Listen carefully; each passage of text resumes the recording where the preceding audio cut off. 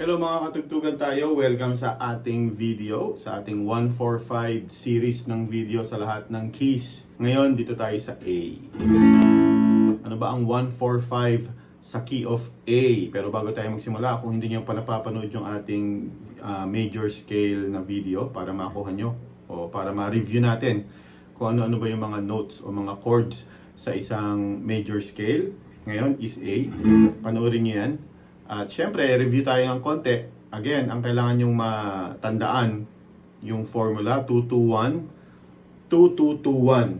So from the root note, mula tayo dun sa root note, bibilang tayo ng 221. Ibig sabihin, 2 frets, tapos 2 frets, 2 frets. 221, 2 frets, 2 frets, 1. 2221, 2 frets, 2 frets, 2 frets, 1. Okay?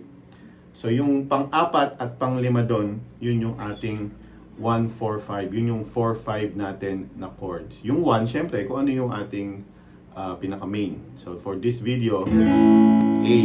So start tayo sa A. Bilang tayo ng 2 frets. 1, 2. Yun yung ating second note or second chord. B.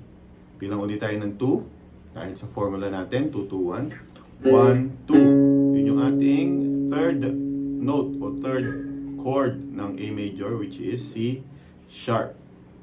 And then 1, yun yung D. Yun yung ating 4 chord. Yun yung fourth note natin, 4 chord, D. So A ang 1, D ang 2. D form. Pwede din dito sa pero dito tayo. Ayan. Para lang mapaliwanag natin yung formula natin na 221, 2221. So, nandito na tayo sa 1. Bibilang ngayon tayo ng dalawa. 2, 1. Yun yung ating pang-5. So, the 5 chord, which is E. E yung ating 5 chord sa A major key. So, A, D, at E. So, ituloy na natin. Yun na yung kailangan natin eh. So, sa 2, bilang ulit tayo ng 2. So, sa E, F sharp. E, F, F sharp. Tapos 2 again. G, G sharp. Tapos 1, A. Ayan. So, sa E. So, ayan. 2, 2, 2. And then 1. Balik tayo sa A. 1 octave higher. So, anyway, ang ating 145 na chords ay A, D, at E. So marami pong kanta din ang nagsisimula dyan. Ang gamit ay A, 145 o A, D, and E. Ayan.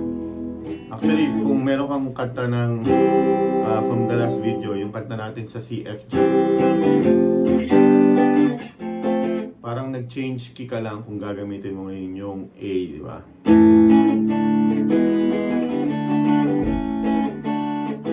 Yan, ganun. So yan mga katugtugan, ang ating 1, 4, 5 sa key of A ay A,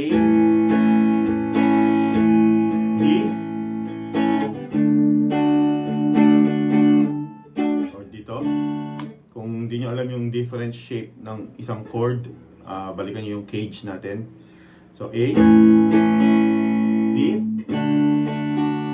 E. Again, A, D, E. Ayan. Okay. Iyon mga kaibigan. Again, ang ginamit natin para sa video na ito ay itong Sunburst na Stratocaster. Made in Japan, imported from Japan at Japan quality. Photogenic Stratocaster, for sale po siya sa ating page, sa ating website. Kung gusto niyo suportahan ang ating channel, ang ating page, bili na kayo ng gitara sa Tugtog Tayo Store. Thank you for watching. See you sa susunod na video.